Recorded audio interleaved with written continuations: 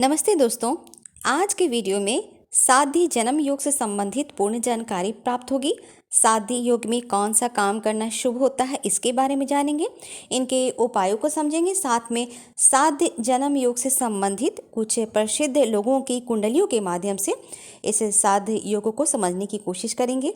27 नक्षत्रों की ही भांति योग भी 27 होते हैं। यह योग सूर्य और चंद्रमा की एक निर्धारित गति पर आधारित होती है। योग दो प्रकार से देखे जाते हैं। पहला, यह योग मुहूर्तों में देखा जाता है। जब भी कोई शुभ कार्य या मांगलिक कार्य की शुरुआत होती है तो इन्हीं 27 योगों में से जो शुभ योग होते हैं, उन्हीं शुभ योगों में शुभ कार्य या मांगलिक कार्य प्रारंभ किया जाता है। क्योंकि शुभ योग में किया गया कोई भी कार्य की शुरुआत यदि होती है तो उस कार्य में सफलता मिलती है, काम संपूर्ण होता है, मन प्रसन्न रहता है। और अशुभ योगों में किया गया कोई भी कार्य या तो असफल हो जाता है या वो काम काफ़ी विघ्न बाधाओं के बाद ही पूरा हो पाता है। और दूसरा, यह योग बच्चे के जन्म के समय देखा जाता है कि बच्चा किस जन्म योग में पैदा हुआ है। यह योग पंचांग से देखी जाती है। पंचांग 5 अंगों से मिलकर बना होता है। वार, तिथि, नक्षत्र योग और करण, यही योग जन्म योग कहलाते हैं और यही योग मुहूर्तों में भी देखा जाता है। योग हमारे पिछले जन्मों में किए गए कर्मों के अनुसार ही यह जन्म शुभ या अशुभ योग लेकर हम लोग जन्म लेते हैं। इन्हीं 27 योगों में से साध्य का 22वां क्रम आता है। ज्योतिष शास्त्र में साध्य को शुभ योग की श्रेणी में रखा गया है। साध्य योग के देवता सावित्री को माना गया है। सावित्री को सूर्य यानी सविता की पुत्री कहा गया है, क्योंकि वे तेजस्विनी, ज्ञानवान और दिव्य शक्तियों से युक्त थीं, जो प्रत्यक्ष सूर्य के ही समान अंधकार को दूर कर सकती थीं। सावित्री सूर्य की ऊर्जा का अवतार मानी जाती हैं। सावित्री ने मृत्यु के अंधकार को अपने घोर तप और प्रेम से पराजित किया था। और साध्य योग के स्वामी ग्रह शुक्र हैं।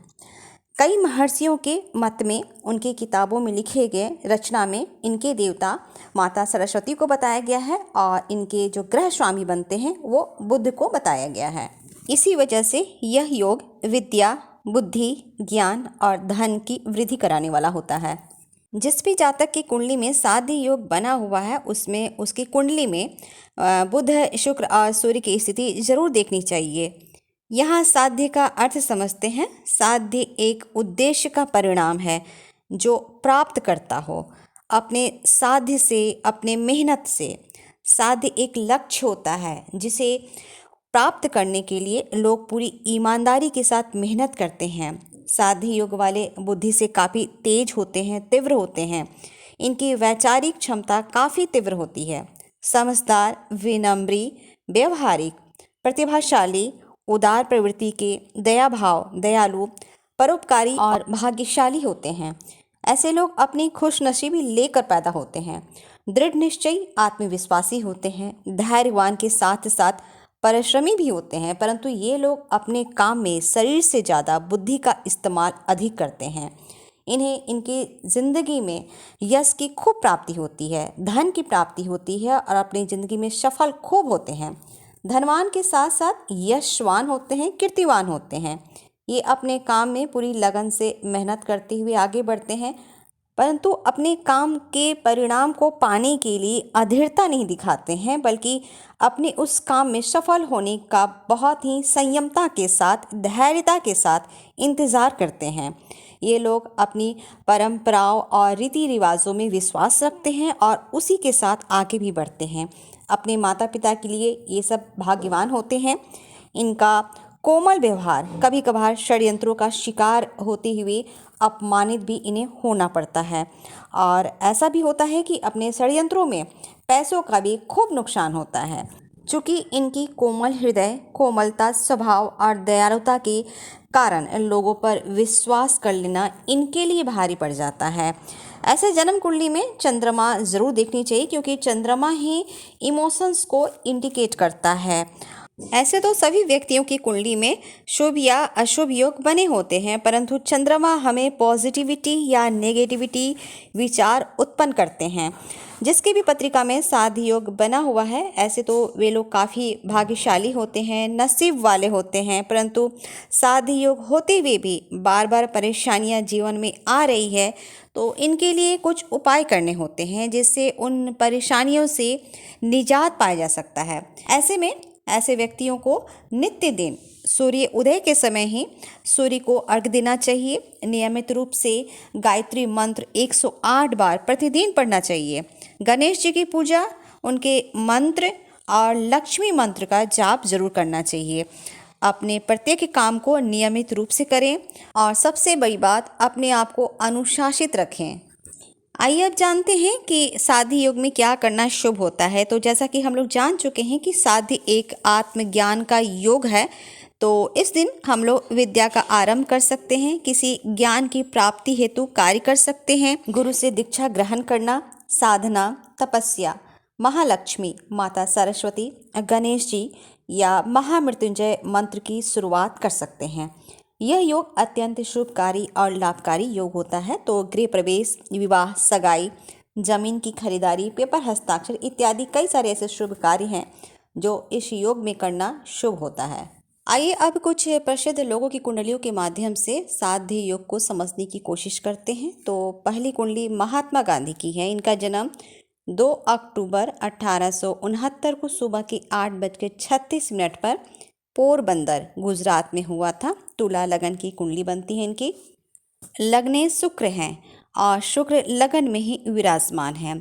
सूर्य 12th हाउस में अपने बुध के मित्र राशि कन्या राशि में विराजमान है।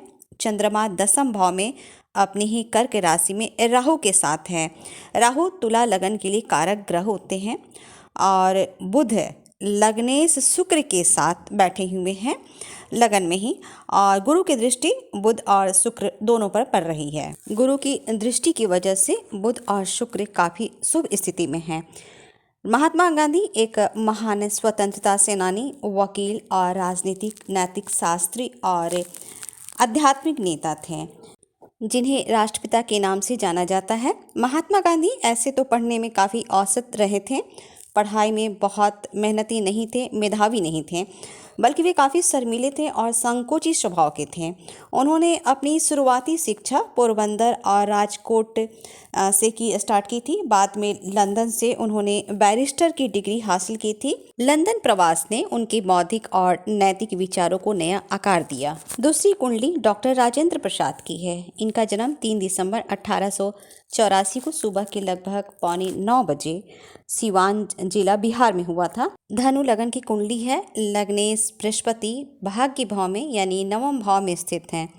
धनु लगन में कर्मेश बुध बनते हैं, यानी 10वें भाव के स्वामी बुध बनते हैं, जो लगन में ही विद्यमान हैं और गुरु से दृष्ट भी हैं। शुक्र एकादश भाव में अपनी ही तुला राशि में स्थित है और सूर्य 12th हाउस में मंगल की वृश्चिक राशि में विद्यमान है, जहां वो शनि और चंद्रमा दृष्ट भी कर रहे हैं। इस कुंडली में भी बुध और शुक्र की स्थिति काफ़ी अच्छी है, मजबूत है। वृषभ राशि है इनकी और मृगशिरा नक्षत्र है इनका। डॉक्टर राजेंद्र प्रसाद भारत के पहले राष्ट्रपति, महान स्वतंत्रता सेनानी और वकील भी थे। बिहार के जीरादेई में जन्मे वे गांधी जी के चंपारण सत्याग्रह से जुड़कर भारतीय स्वतंत्रता आंदोलन के मुख्य नेता बने। शिक्षा में वे काफ़ी शुरू से ही प्रतिभाशाली और ज्ञानवान रहे थे। इन्होंने अपनी उच्च शिक्षा प्रेसिडेंसी कॉलेज कलकत्ता से पूरी की थी और कानून की डिग्री हासिल की थी। इनका जीवन सादगी से भरा हुआ था और इन्होंने अपनी आत्मकथा और इंडिया डिवाइडेड जैसी महत्वपूर्ण पुस्तकें भी लिखी थी। तीसरी कुंडली रामधारी सिंह दिनकर की है। इनका जन्म 23 सितंबर 1908 को दोपहर के लगभग 12 बजे बेगूसराय बिहार में हुआ था।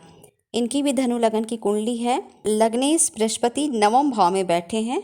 बुध एकादश भाव में अपनी ही मित्र राशि तुला राशि में बैठे हुए हैं और शुक्र 8वें भाव में चंद्रमा के कर्क राशि में विराजमान है। यहाँ इस कुंडली में बुध और शुक्र पर किसी भी क्रूर ग्रहों का प्रभाव नहीं है। सिंह राशि है इनकी और मघा नक्षत्र है। सूर्य 10वें भाव में शनि से दृष्ट हैं। रामधारी सिंह दिनकर हिंदी के महान राष्ट्र कवि, वीर रस के कवि और गद्यकार थे। इन्होंने अपनी प्रारंभिक शिक्षा गांव के स्कूल से ही प्रारंभ की थी और बाद में पटना विश्वविद्यालय से इतिहास से ग्रेजुएशन पूरा किया। वे एक शिक्षक, सब रजिस्ट्रार और भागलपुर विश्वविद्यालय के कुलपति और राज्यसभा के सदस्य भी थे। चौथी कुंडली डॉक्टर संपूर्णानंद की है। इनका जन्म 1 जनवरी 1890 को दोपहर के 1:07 पर बनारस में हुआ था। मेष लगन बनती है और राशि भी इनकी मेषी है। वर्गोत्तम कुंडली है। इनकी कुंडली में बुध 10वें भाव में और शुक्र 9वें भाव में स्थित हैं। इस कुंडली में भी शुक्र और बुध की स्थिति काफ़ी मजबूत बन रही है। शुक्र बशर्ते राहु केतु अक्ष पर है, परंतु सूर्य और गुरु का संबंध भी शुक्र के साथ बन रहा है। डॉक्टर संपूर्णानंद एक भारतीय स्वतंत्रता सेनानी, प्रतिष्ठित राजनेता, शिक्षाविद और लेखक थे। वे उत्तर प्रदेश के दूसरे मुख्यमंत्री रहे थे। उन्होंने स्वतंत्रता आंदोलन में सक्रिय भूमिका निभाई थी, हिंदी को बढ़ावा दिया और मुख्य रूप से वाराणसी में उनके योगदान के लिए संपूर्णानंद संस्कृत विश्वविद्यालय का नाम उन्हीं के नाम पर रखा गया है। वे अपने समय के हिंदी और संस्कृत के प्रकांड विद्वान रहे थे। पांचवी कुंडली कुमार विश्वास की है। इनका जन्म 10 फरवरी 1970 को सुबह के 5:35 पर पिलखवा में हुआ था। मकर लगन की कुंडली है। शुक्र दूसरे घर में राहु के साथ बैठे हुए हैं। यहाँ मकर लगन के लिए राहु मित्र ग्रह बनते हैं और 10वें भाव में बैठे गुरु से शुक्र और राहु दोनों दृष्ट भी हैं। बुध मकर लगन के लिए भाग्यश बनते हैं, जो लगन में ही सूर्य के साथ विराजमान है। मीन राशि ही इनकी रेवती नक्षत्र है। कुमार विश्वास एक भारतीय हिंदी कवि, व्याख्याता, वक्ता और सामाजिक राजनीतिक कार्यकर्ता भी हैं, जो अपनी कविताओं के लिए बेहद लोकप्रिय हैं। ये अपने श्रृंगार रस की कविताओं के लिए जाने जाते हैं और मंच पर कविता, पाठ, गायन का संचालन में निपुण हैं। छठी कुंडली अभिषेक बच्चन की है। इनका जन्म 5 फरवरी 1976 को दोपहर के लगभग 12 बजे मुंबई में हुआ था। मेष लगन की कुंडली है। बुध और शुक्र दोनों ग्रह 9वें भाव में यानी भाग्य भाव में विराजमान है और लग्नेश मंगल से दृष्ट है और केतु भी बुध और शुक्र को दृष्ट कर रहे हैं। सूर्य 10वें भाव में है, जहां वो चौथे घर में बैठे शनि से दृष्ट हैं। मीन राशि ही इनकी रेवती नक्षत्र है। अभिषेक बच्चन एक प्रसिद्ध भारतीय हिंदी फिल्म अभिनेता और निर्माता भी है और मशहूर और महान कलाकार अमिताभ बच्चन के पुत्र हैं। इन्होंने अपनी स्कूली शिक्षा जमुनाबाई नर्सरी स्कूल और बॉम्बे स्कॉटिश स्कूल मुंबई के साथ साथ इन्होंने दिल्ली के मॉडर्न स्कूल में भी अपनी शिक्षा ग्रहण की। बाद में वे अपनी उच्च शिक्षा के लिए अमेरिका चले गए थे। तो दोस्तों, आज हम लोगों ने इन प्रसिद्ध लोगों की कुंडलियों के माध्यम से साध्य योग को समझा कि साध्य योग अपने आप में बहुत ही खूबसूरत योग होता है। ये साधन है अपने लक्ष्य को पाने का। इसी के साथ दोस्तों, मेरे अगले वीडियो में फिर से इसी तरीके से रोचक और महत्वपूर्ण जानकारियों के साथ उपस्थित होंगे। तब तक के लिए धन्यवाद। नमस्ते।